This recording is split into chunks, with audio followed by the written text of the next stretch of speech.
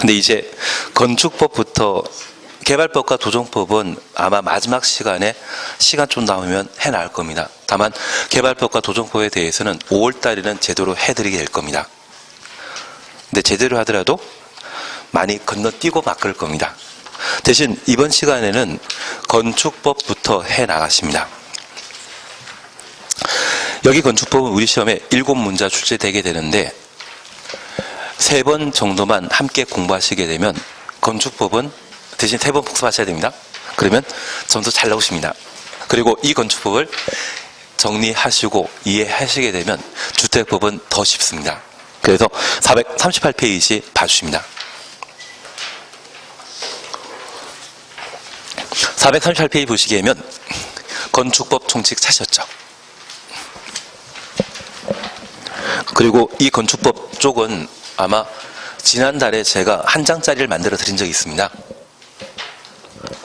그래서 그 한 장짜리 보시면서 용어가 익숙해지셔야 됩니다. 그리고 그 용어가 익숙해지기 위해서는 건축법에 나오는 단어들 중에 내가 좀 이해 안 되고 설명 중에 이해 못 하신 게 있다고 하면 저한테 물어보시든지 다시 한번 질문해 주시는 게 필요하십니다.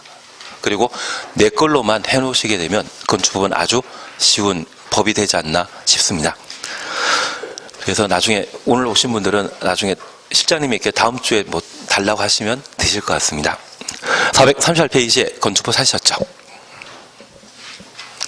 우선 건축법이라고 하는 법 제목을 보시게 되면 이 건축법은 건축물과 관련된 규제에 관한 법률입니다. 그런데 우리 건축법은 건축물과 관련되어 가장 중요하게 생각하는 것이 안전입니다. 건축물과 관련되어서는 기환경에 관한 사안과 안전이 있는데 국토계획법에 중점 두고 있는 것은 기환경이고 건축법에서는 안전을 가장 중요한 목표로 삼고 있습니다. 그래서 이 안전과 관련된 다양한 내용들을 건축법에 다루게 되는데 첫 번째 우리 보시는 게 건축법이라는 법의 적용 범위, 적용 대상입니다. 여기 적용 대상에는 건축물과 건축물 관련 행위가 이 법의 적용 대상이라는 것을 파악하시고 이 적용 범위에서는 보통 2문제에서 3문제가 나옵니다. 최근 출제 경향에 따르게 되면 매년 3문제 정도가 출제되기 때문에 꼼꼼히 관련된 내용을 살펴주셔야 됩니다. 그리고 두 번째 우리가 보시는 것은 이 건축법에 따라 내가 살 집을 짓고자 하면 어떤 절차를 거치는지를 확인하시는데 통상 내가 살 집을 만들고자 한다면 이 건축법에 따라 설계도서라는 게 필요합니다. 그리고 건물 건축하기 위한 땅인 대지의 소유권이나 사용권 확보해야 되는데 도로에 접하지 않은 땅은 맹지라 하고 건물 건축할 수 없습니다. 도로에 직접 붙어있는 땅만 대지가 되게 됩니다.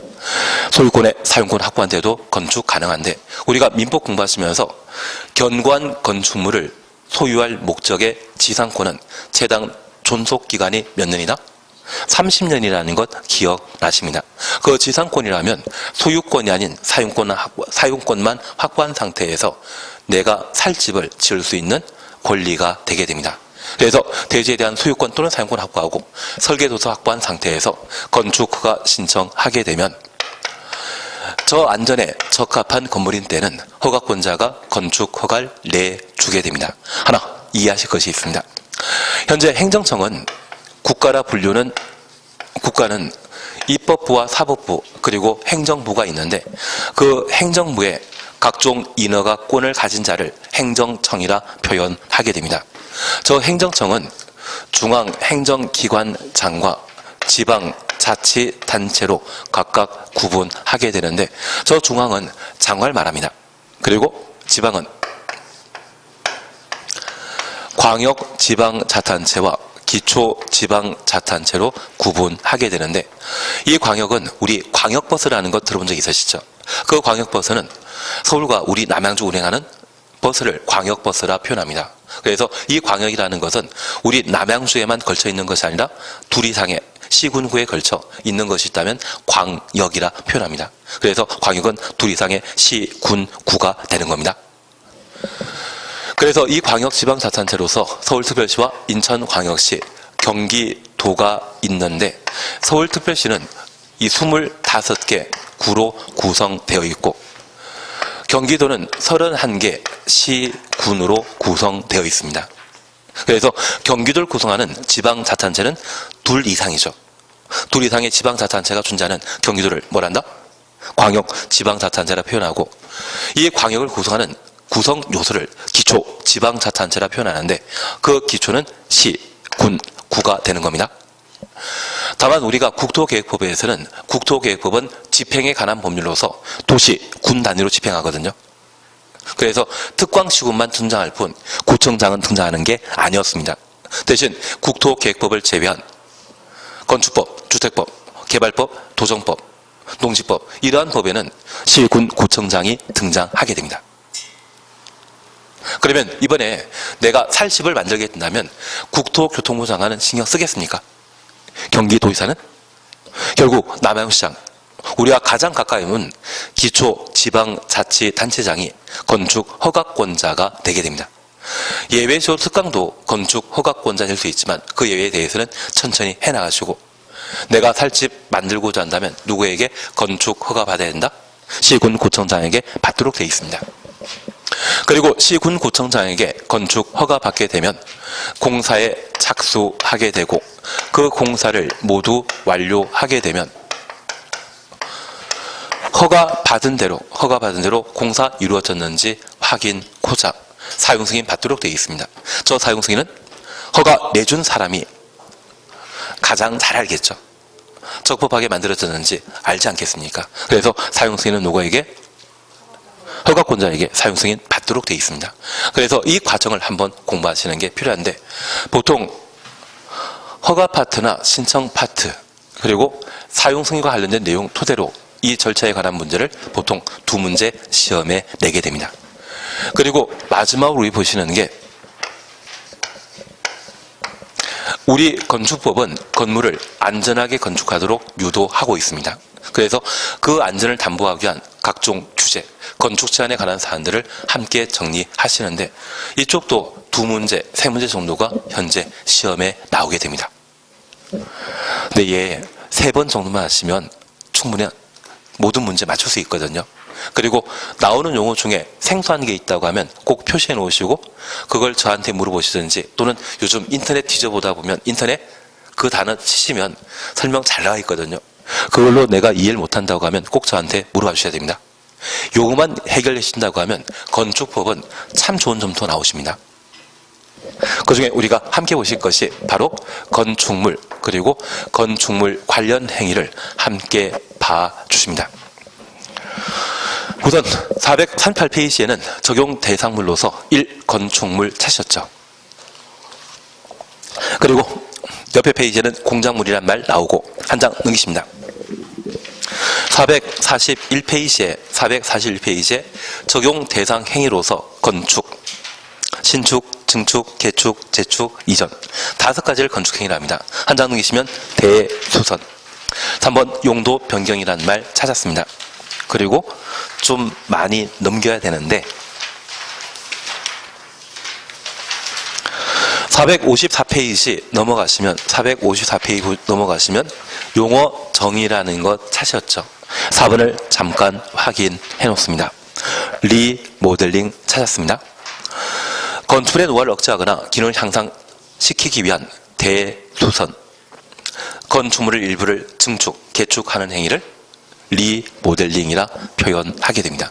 그래서 행위와 관련되어서는 아마 다음 주에 우리가 해 나가실 텐데 건축물과 관련된 행위는 총 4가지가 있습니다. 나대지에 새로 건물을 출조하게 되면 그것을 신축이라 하고요.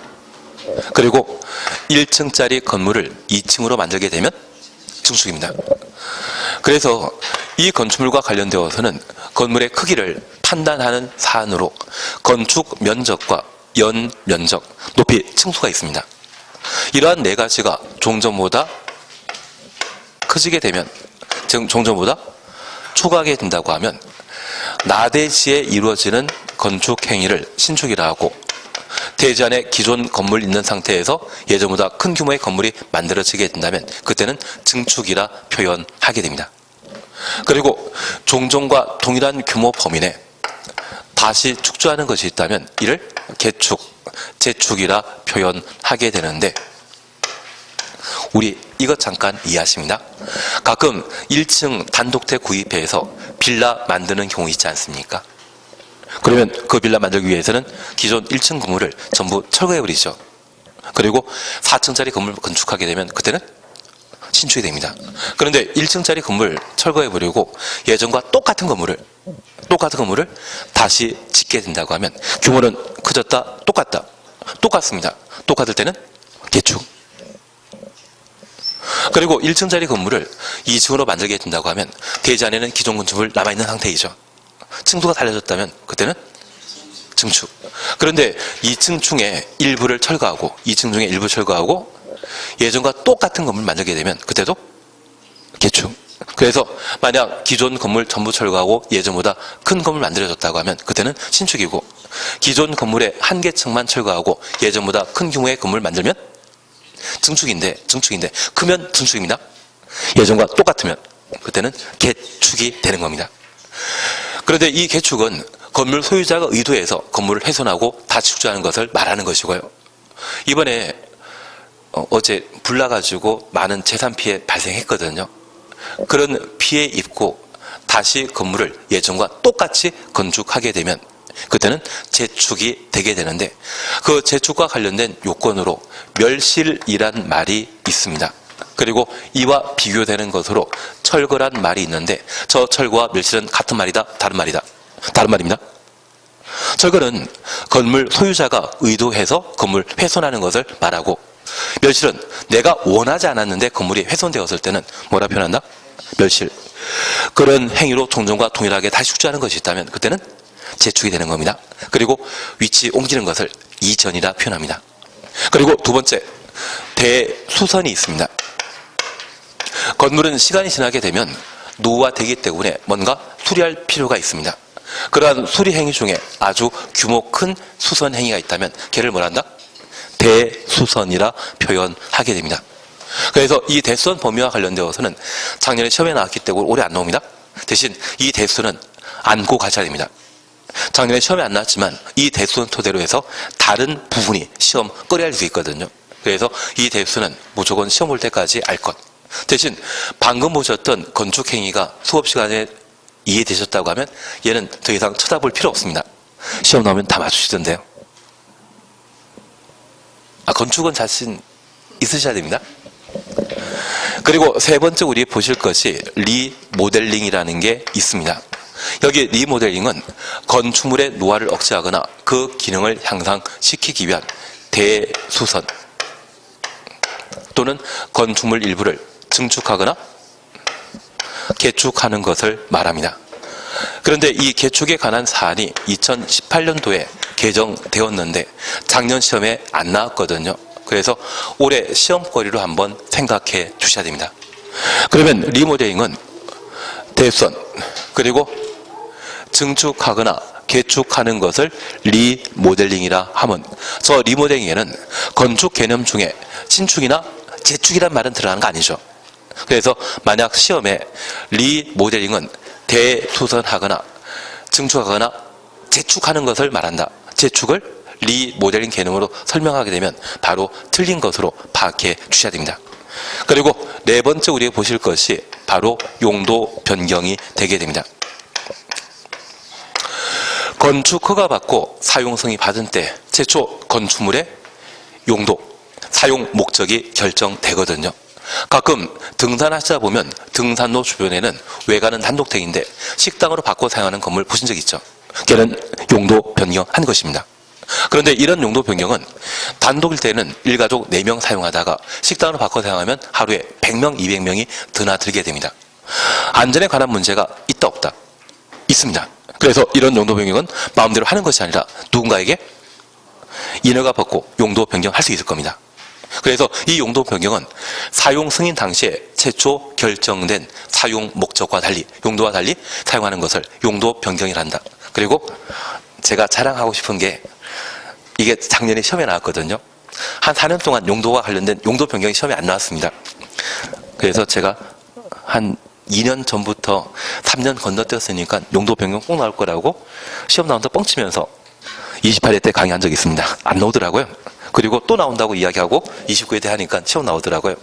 그래서 가끔 농담 삼아 하는 이야기 중에 인디언이 기우제 지르면 반드시 비 온다 하더라고요. 그게 맞습니다. 비 올 때까지 하기 때문에.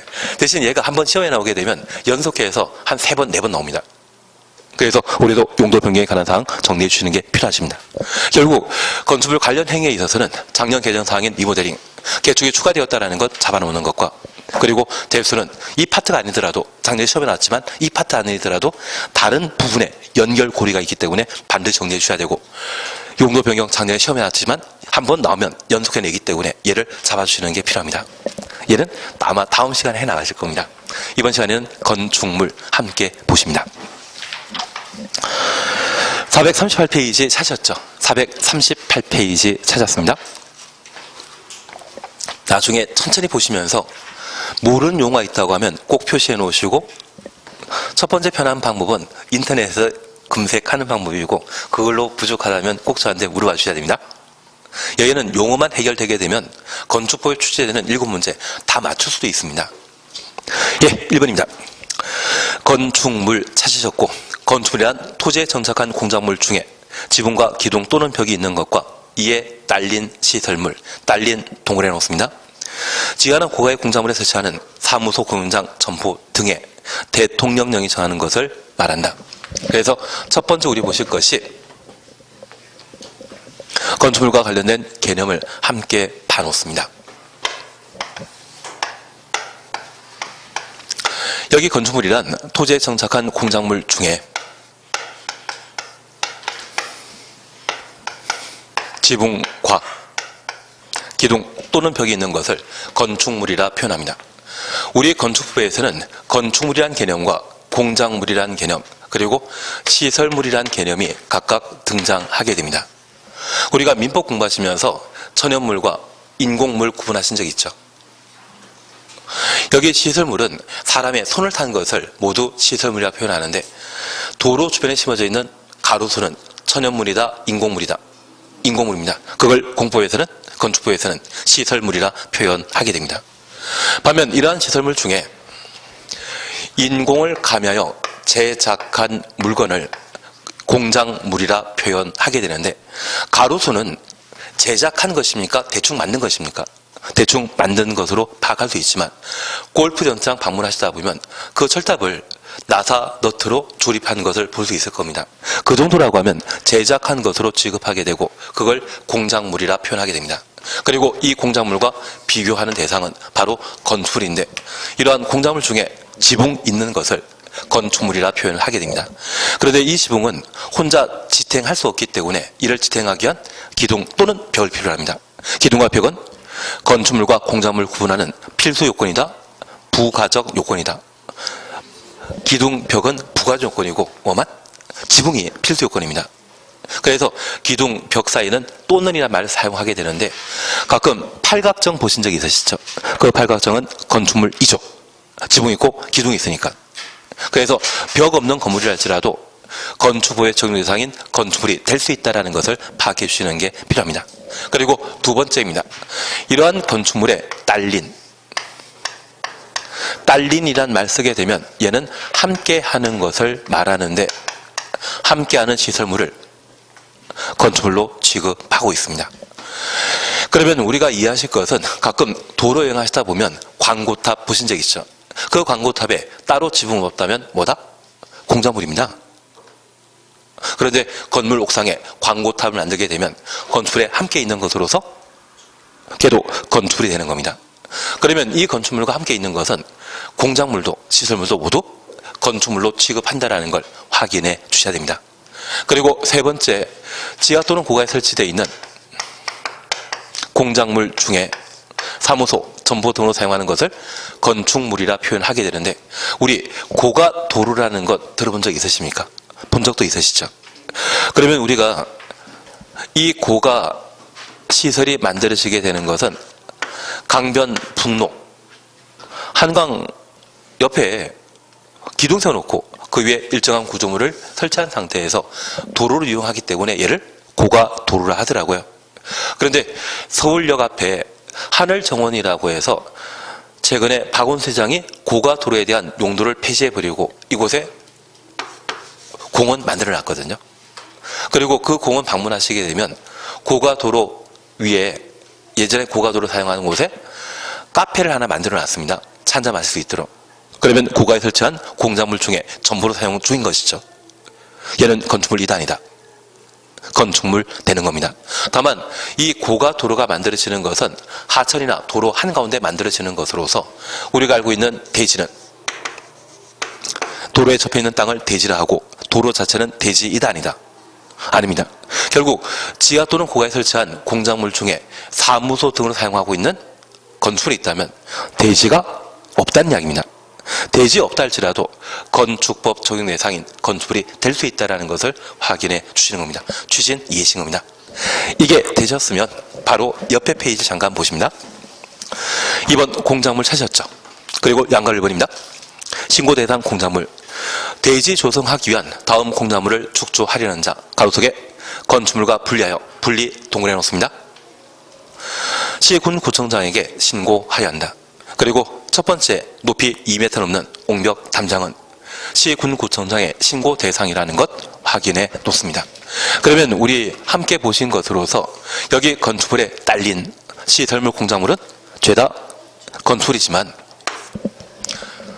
딸린이란 말 대신 분리 또는 별개라는 말을 사용하는 일정한 공작물에 대해서는 저 공작물을 축조하고자 할 때, 설치하고자 할 때 우리와 가장 가까운 행정청은 누구입니까? 시, 군, 구청장입니다. 국토계획법에서는 구청장 안 나옵니다. 국토계획법은 도시, 군 단위로 집행하는 법률이기 때문에 도시, 군을 책임지고 있는 특별시장, 광시장, 시장, 군수만 관할 관청이 되지만 국토계획법을 제외한 다른 개별법에서는 구청장이 등장하게 됩니다. 저 구청장에게 신고하고 공작물을 축조할 수 있는데 하나 이해하실 것이 있습니다. 담장의 높이가 2m 초과하면 우리 사람들 키는 2m 이하이거든요. 3m짜리 5m짜리 담장이 갑자기 무너져 버리게 된다고 하면 사람의 안전에 큰 영향을 끼칠 수 있지 않겠습니까? 그래서 안전에 영향을 끼치게 되는 건축물과 분리되어 있는 공작물을 설치하고자 한다면 뭐해라? 안전성을 담보하기 위해 시군구청장에 신고하고 설치하도록 되어 있습니다. 그래서 2m 초과는 옹벽, 담장의 경우에는 시군구청장에게 신고하고 설치하도록 되어 있습니다. 그런데 우리 백록담이라는 곳 들어본 적 있으시죠? 끝에 담자로 끝난다고 하면 물과 관련된 시설 아닌가요? 그리고 우리 학교 다닐 때 산토끼라고 하는 동요 많이 불러보셨는데 아침마다 산토끼가 찾아가던 옹달샘이 있지 않습니까? 그 옹달샘이 바로 이 옹담입니다. 그래서 이 옹담이란 말 기억하시면서 옹벽, 담장 2m 초과 시에는 축조 신고 대상이라는 것 확인하십니다. 그리고 4m 넘는 광고탑, 광고판 확인하셨습니다. 5m에 대해서는 일단 지나가시고 6m는 종류 많기 때문에 넘어가시고 8m 넘는 고가 수조 사셨죠. 그래서 4m 초과는 광고탑, 광고판 그리고 8m 초과는 고가 수조. 이 고가 수조라면 물탱크를 말하는데 고가라고 하는 기둥 세워놓고 그 위에 물탱크 만들어 놓은 것을 고가 수조라 표현합니다. 그런데 우리 명절에 고수업 치시게 되면 5강 나는 게 좋긴 좋지만 4강도 괜찮지 않습니까? 그리고 그 고수업을 4명이 치게 되면 광 파는 분도 계시죠. 그래서 4광 8구란 말 보시면서 우리 고수업 연상에서 4광 3m 초과는 광고탑, 광고판 그리고 8고 8m 초과는 고가 수조 이러한 것들은 축조 신고 대상이 된다는 것을 확인해 놓습니다. 다만 우리가 함께 약속하실 것은 지금 공부하는 것 외에 갑자기 부도도 못하는 것이 있다면 걔는 6m 초과하는 때 시군구청장에게 신고할 대상이라고 판단하시는 게 필요합니다. 모르는 것은 다 뭐다? 6m짜리라는 것만 기억해 놓습니다. 그리고 바다 면적 30m 초과는 지하 대표 차지였고, 이제 다시 5m 초과는 태양광 발전 설비를 함께 보십니다. 하나 이해하실 것은 지금까지 안전을 담보하기 위한 분리된 공작물로서 시군구청장의 신고할 대상은 죄다 짝수입니다. 짝수 초과하게 되면 2m, 4m, 6m, 8m 초과하게 되면 시군구청장의 신고할 대상이지만 얘만큼은 홀수입니다. 5m 초과는 태양광 발전 설비, 얘는 5m 초과 시에 시군구청장의 신고할 대상이라는 것 확인하십니다. 그런데 이게 이번 정권에 도입된 것이거든요. 이번 정권은 앞서 정권과 좀 달라야 되지 않겠습니까? 그래서 얘는 짝수가 아니라 홀수로. 그리고 얘는 한 3년 전에는 할만한데, 얘 지금 투자하시면 상투를 잡는 겁니다. 그래서 한 2년 전까지만 하더라도 태양광 발전 설비 설치해서 돈 버는 일이 있다고 하면 자기 가족끼리만 했지 누구에게 알려준 사람 없거든요. 근데 제가 여기 오다 보니까 프랜카드 하나 걸려 있더라고요. 이 태양광 발전 설비를 분양한다는데 9천만 원 투자하게 되면 330만 원을 벌 수 있다고 하더라고요. 만약 9천만 원 투자해서 30만 원 번다고 하면 그거는 정상적인 이자이지만 330만 원이면 이건 제정신 아니지 않습니까? 근데 한 달에 330만 원 번다고 나와 있던데요. 저건 사기이겠습니까? 정상적이겠습니까? 사기입니다. 작년에도 평택에 아파텔인가 그거 투자하면 1억에 두 채 분양받을 수 있고, 그거 하면 한 달에 200만 원, 250만 원 받을 수 있다고 따박따박 받는다고 광고한 적이 있는데, 그런 돈 될 일 있으면 자기가 직접 대출받아 하지 우리한테 알려주겠습니까? 세상에 그런 친절한 사람은 절대 없다라는 것 이해해 주시고, 저건 지금 상투인 상태라는 것만 이해해 주십시오. 그냥 저것 때문에 궁금하신 겁니다. 그래서 우리 이용담, 사광, 팔고, 오태, 그래서 이러한 것들은 축소신고 대상이라는 것만 확인해 놓습니다. 이건 하셔야 됩니다. 그리고 넘기지 마시고 옆에 페이지에 양가로 2번 차셨죠. 다음 하나에 해당되는 건축물에 대해서는 이 법을 적용하지 않는다. 그래서 우리 두 번째 보실 것이 건축법 적용 대상인 건축물에 분쟁이 발생할 수 있거든요. 그런 분쟁이 발생했을 때 어떻게 해결하게 되는지, 가끔 차량의 추돌사고가 발생하게 되면 도로교통법에 따라 분쟁을 해결하도록 되어 있는데, 가끔 목소리 큰 사람이 일단은 기선 제압하는 경우 있지 않습니까? 그래서 싸움은 목소리 일단 크고 봐야 될 것 같습니다. 다만 이런 분쟁이 발생했을 때 지붕 있는 건축물에 대해서는 건축법 적용하는 것이 원칙이지만 5가지 건축물에 대해서는 건축법 적용을 하지 않습니다. 그 중에 시사성 있는 문제가 몇 개 있습니다. 우선 우리 함께 보시는 것으로 1. 컨테이너를 이용한 간이 창고 차시였죠. 그리고 공장 용도의 공장 추노수입니다. 공장 용도의 건축물 대지에 설치하는 것으로 이동 쉬운 것만 이동 추노수입니다.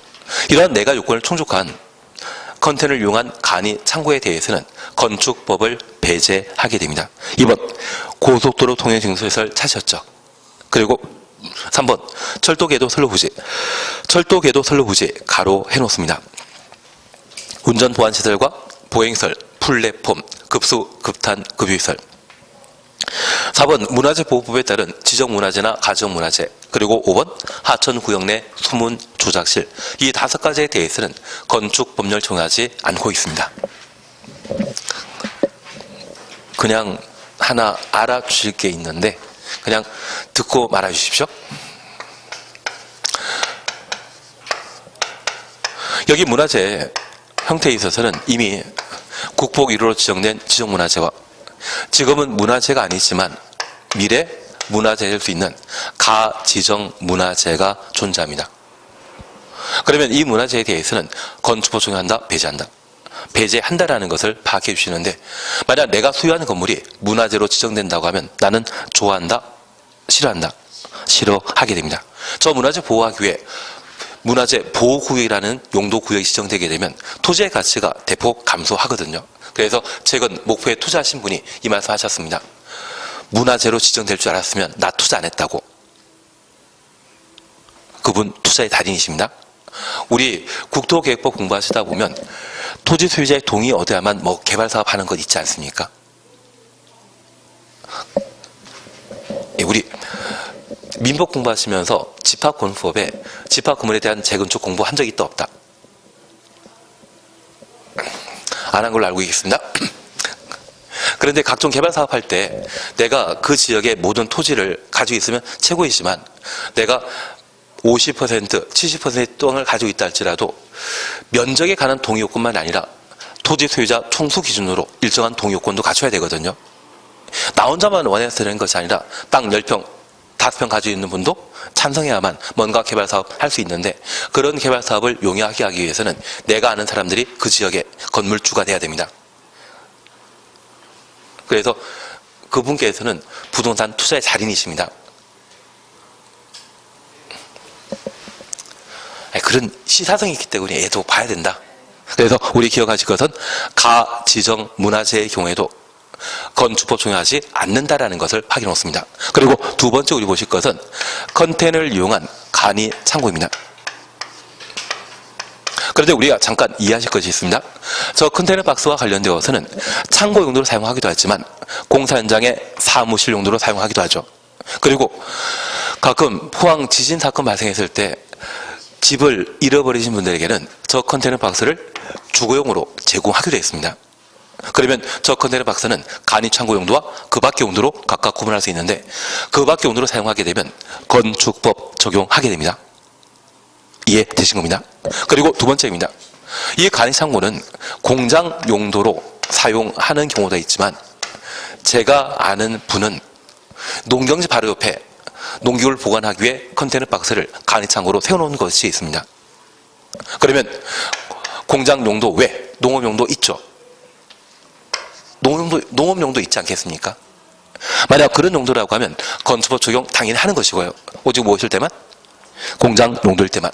그리고 이 공장 용도의 컨테이너 박스를 이용한 간이 창고의 경우는 트럭지에 싣고 쉽게 이동할 수 있는 경우도 있지만 아예 땅에 고정된 경우도 있을 겁니다. 만약 고정된 경우라면 건축법 적용한다? 적용 대상이고 오직 쉽게 이동 가능할 때만 건축법 적용 대상에서 제외시키게 됩니다. 근데 제가 아는 분이 한 4년 전쯤에 마포의 모 아파트 앞에 부동산 중개업 하고 계시는데 이분은 부동산 중개업을 한 10년 가까이 하다 보니 항상 수동적이고 소극적이라 생각하셔서 개념의 변화를 일으켰습니다. 트럭 하나 사셔가지고 트럭 뒤에다가 컨테이너 박스 실어 놓으시고 전국에 분양권 시장이 형성되어 있는 곳이라면 대구, 광주, 부산 다 돌아다니셨거든요. 그래서 2015년부터 2017년까지 2018년도 초기에 만났는데 그분 하시는 이야기가 15, 16, 17년 했는데 그 당시에 분양권만 12,000장 하셨다고 합니다. 네, 근데 자기보다 더 하신 분은 25,000장을 했다고 부러워하시더라고요. 만장이 무엇입니까? 한 100장만 하더라도 떼돈 보신 것 같은데 그래서 이분이 한 팀을 7명을 구성하고 계시는데 가끔 목소리 진짜 좋은 분 계시지 않습니까? 은쟁반에 옥구슬 걸러가는 그런 분들 팀원으로 한 2분 모셔가지고 뭐 한 달에서 보름 정도씩 찜질방 있지 않습니까? 그래서 잠깐 일하면서 떴다방을 열심히 하시는 분이 계십니다. 돈 많이 버신 겁니다. 그래서 우리도 개념의 전환을 일으키셔가지고 컨테이너 박스에 부동산 중개업을 하는 것도 방법이 아닌가. 앞으로 목소리 좋으신 분이 있다면 관리 대상입니다. 내가 자격 따셔서 분양권 업을 하시게 된다고 하면 그분 스카우팅 해가지고 해야 되지 않겠습니까? 우리 학원 뒤에 물 마시는 곳 옆에 보니까 있던데요. 지금 저기에서는 금액 저 정도 있는데 원래 저 금액에 20% 더 붙어야 됩니다. 무슨 소리인지 서로 모르는 상황입니다. 다만 우리가 잠깐 이해하실 것은 저 4개 조건을 충족했을 때는 뭐한다? 건축법 적용 대상 아닙니다. 그러면 저 컨테이너 박스는 4개 조건 충족하면 건축법을 배제하지만 다른 요건을 충족하게 되면 적용될 수 있다는 이야기죠. 그래서 만약 시험에 컨테이너 박스를 이용한 간이 창고는 건축법을 적용하지 아니할 수 있다. 또는 적용할 수 있다. 둘 다 맞는 이야기입니다. 할 수 있다, 배제할 수 있다. 나머지 네 가지 요건 다 충족해야만 배제한다라고 단언할 수 있는데 일부 조건만 포기해진다고 하면 할 수 있고 안 할 수 있다라는 것 확인하시고, 만약 갑자기 저 컨테이너 박스를 이용한 주택, 주거용이라고 하면 적용해야 되죠. 여기까지 나오면 가능성은 열어놓은 상태이고, 만약 주택이나 상업용 이런 이야기 나오게 된다면 그때는 적용 대상이라는 거 잡아내셔야 됩니다. 그리고 두 번째 우리 보시는 게 대지 아닌 곳에 만들어진 경우입니다. 우리 첫 번째 보시는 게 고속도로 통행용 징수시설입니다. 그런데 이 고속도로 통행용 징수시설은 도로 한가운데 있죠. 대지에 만들어진 것이다, 도로에 만들어진 것이다. 도로에 만들어졌기 때문에 토지에 대한 기본 정착성을 부정하게 됩니다. 그리고 두 번째입니다. 철도 부지, 궤도 부지. 궤도 부지는 지하철 부지를 말합니다. 그런데 우리 철도는 기차 다니는 길을 말하는데, 철도 부지는 이 기차 다니는 길의 공간을 철도 부지라 표현하게 됩니다. 하나 이해하실 것이 있습니다. 우리가 지금 공부하고 있는 건축법은 1962년도에 제정되었는데 61년도에 박정희 대통령께서 정권 잡으신 해이죠. 그러면 1961년도에 건축법이 제정되었을 때 우린 지금 그 시기에 태어난 적 없지만 가끔 영화 보시다 보면 옛날 기찻길에는 차가 지나다니고, 그리고 기차 지나다니게 된다면 차 지나가지 말라고 차단기가 내려오지 않았습니까? 저 62년도에는 저 차단기가 자동으로 내려왔다, 사람이 수동으로 작동시켰다. 수동으로. 그러면 기차 지나다니는 24시간 내내 비바람 피하기 위해 건물에, 지붕 있는 건물에 그분 계시지 않겠습니까? 이런 운전 보안시설은 철도 부지에 만들어진 것으로서 저 철도 부지에 만들어져 있는 각종 시설에 대해서는 건축법 적용한다, 안 한다? 안 하는 겁니다. 이해되시겠습니까? 그런데 우리 하나 이해하실 것이 있습니다. 서울역이나 우리 평택역을 일단 건너뛰고 1962년도에 만들어진 서울역 역사 건물은 철도 부지에 있었겠습니까? 철도 부지 밖에 있었겠습니까? 밖에 있었습니다. 그래서 나중에 서울역 한번 가보시게 되면 철도 부지에 나와 있는 것이 아니라 밖에 나와 있거든요. 그래서 이 철도 부지에 설치한 각종 시설에 대해서는 건축법 적용하지 않지만 철도 시설, 서울역, 광명역 등이라고 하면 얘는 건축법을 적용하게 됩니다. 기본적으로 철도 시설이라는 말 쓰게 되면 철도 부지에 만들어진다 생각하지 마시고 원래는 앞에 만들어집니다. 다만 평내호평역 보신 적 있죠? 저 평내호평역에 철도역은 철도 부지에 만들어져 있는데 그냥 부지에 만들어진 것이 아니라 이 부지에 기둥 여러 개 세워놓으면 그게 무엇입니까? 고가. 고가 위에 만들어진 대통령령이 정하는 공작물로서 점포, 사무소로 사용하게 되면 걔는 뭐다? 건축물 자체가 되어버립니다. 대신 이때 평내호평역의 경우는 대지 있다 없다? 없는 겁니다. 대신 그 평내호평역은 철도 부지에 있는 것처럼 보이지만 고가에 설치한 특별한 구조에 해당되는 것이기 때문에 그때는 건축법 적용하는 겁니다. 그래서 우리 약속하실 것은 철도 시설이란 말 보게 되면 얘는 뭐한다? 건축법 적용한다. 저 철도 시설을 제외한 운전 보안시설, 보행시설, 플랫폼, 급수, 급탄, 급유시설 이러한 것들만 건축법을 배제한다는 걸 잡아내셔야 됩니다. 한번 해주셔야 됩니다. 그리고 세 번째입니다. 하천구역이라는 것을 우리가 볼 수 있는데 이 하천구역은 우리 고수부지라는 것 들어본 적 있으시죠? 그런데 이러한 고수부지에는 수문조작실만 있는 것이 아니라 예전에 괴물이라는 영화 보시게 되면 송광호 나왔던 것 기억나신다고 하면 편의점도 있지 않았습니까? 그러면 이 하천구역에는 편의점 등이 존재한다면 얘는 건축법 적용하도록 되어 있고 오직 뭐만? 수문조작실만. 그래서 하천구역의 모든 건축물에 건축법을 배제하는 것이 아니라 오직 뭐만? 수문조작실만. 그래서 이러한 5가지에 대해서는 건축법을 배제한다라는 것을 한번 확인해 놓습니다. 그리고 한 장 넘기시면 대지에 관한 이야기인데 이 대지는 크게 신경 쓸 필요 없는 것 같습니다. 제가 신경 쓰지 않으면 대신 공시법 시간에는 아주 열심히 신경 쓰시죠. 같이 공짜로 시작하기 때문에 서로 이 부분은 주고받는 게 있나 봅니다. 저는 건너뜁니다. 대신 우리가 이해하실 것은 도로에 접한 땅을 뭐라 한다? 대지. 도로에 접하지 않은 땅을 맹지라 한다. 그리고 옆에 페이지에 적용 대상 행위가 나옵니다. 1번 찾으셨죠?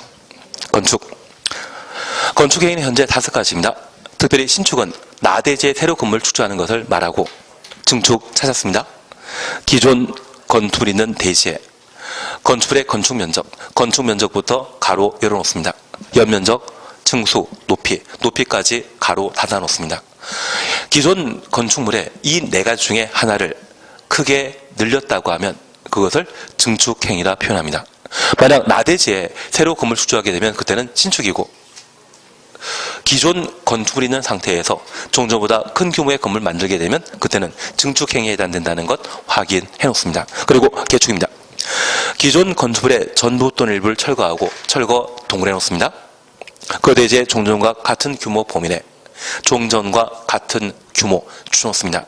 다시 축조하는 것을 말한다. 그래서 개축이 성립되기 위해서는 철거란 말과 동일한 규모라는 개념이 동시에 나왔을 때 개축에 해당된다는 것 확인해 놓습니다. 그리고 재축입니다. 천재지변이나 그 밖의 재해로 멸실된 경우, 멸실 동일해 놓으시는데 이 멸실은 의도해서 훼손되는 겁니까? 의도하지 않고 훼손된 것입니까? 의도하지 않고 훼손되었다는 것을 파악해 주시고, 이러한 것에 다음 요건을 모두 갖추어 다시 축조하는 것을 말한다. 최근 개정되었는데, 작년에 개정되었는데 잠깐 확인하십니다. 연면적 확대는 종전 규모 이하일 것. 그래서 연면적은 예전보다 크면 된다 안 된다? 안 됩니다. 그리고 2번입니다. 동수, 층수, 높이입니다. 그리고 1번입니다. 동수, 층수, 높이가 모두 종전 규모 이하일 것. 그리고 2번, 동수, 층수, 높이가 종전 규모를 초과하는 경우 건축 법령에 모두 적합하라고 하면 이것도 재축 행위로 보게 됩니다. 하나 이해하실 것이 있는데요.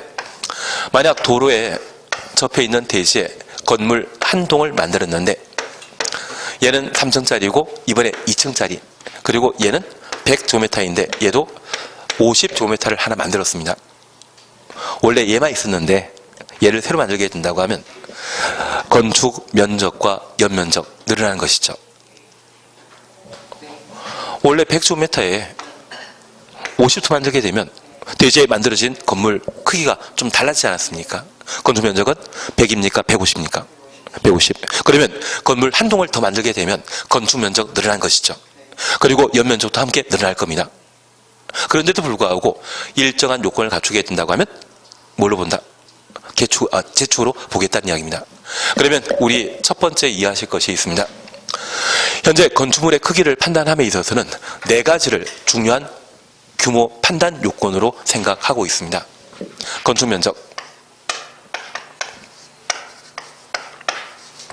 그리고 연면적, 높이, 층수입니다. 특별히 건축 면적과 연면적은 다음 주에 우리가 함께 해나가실 내용입니다. 그래서 지금은 좀 모르시더라도 넘어가 주시고, 우리 높이, 층수. 특별히 제1호텔들은 몇 층짜리입니까? 123층. 높이는 555m입니다. 그래서 건물 크기 따지게 되었을 때 층수 높이를 참 중요한 요건으로 생각하는 것이 있는 것 같더라고요. 그러면 이러한 4가지 요건이 모두 동일하면 재축 또는 개축이 되는데, 이 재축과 관련되어서는 저 4가지가 예전과 동일하면 당연히 재축이고요. 탄력적인 기준을 채택하게 되었습니다. 사실 최근 포항에 지진 발생했을 때 흥해 아파트라고 하는 아파트가 있거든요. 걔가 5층짜리로서 만약 5개 동으로 구성되었는데 지진으로 모두 훼손되었다고 하면 이걸 재축할 때 주민들이 모든 비용 부담해야 되지 않겠습니까? 그런데 이 5층짜리 5개 동을 만약 1개 동으로 25층짜리 만들게 되면 조망권이라는 것이 아파트 가격의 중요한 결정 요인이거든요. 그러면 이걸 분양하게 되었을 때 복구 비용을 어느 정도 회수할 수 있죠. 그래서 종전과 동일한 연면적. 연면적 반드시 똑같은데 동수가 늘어나거나, 동수는 원래 한 동짜리를 두 동 더 만드는 것을 말하는 겁니다. 그리고 높이, 층수, 이게 바뀌는 것에 대해서는 재축으로 인정한다는 이야기입니다. 그래서 종전과 반드시 동일할 사안은 뭐만? 연면적은 종전과 동일하면 나머지는 탄력적으로 적용해주겠다. 그래서 이재민의 지진 피해를 입은 이재민에 대한 배려 차원에서 이런 재축에 관한 규정을 하나 마련하게 되었습니다. 반드시 동일해야 되는 것은 연면적이라는 것 확인해 놓습니다. 그리고 이전 찾으셨죠?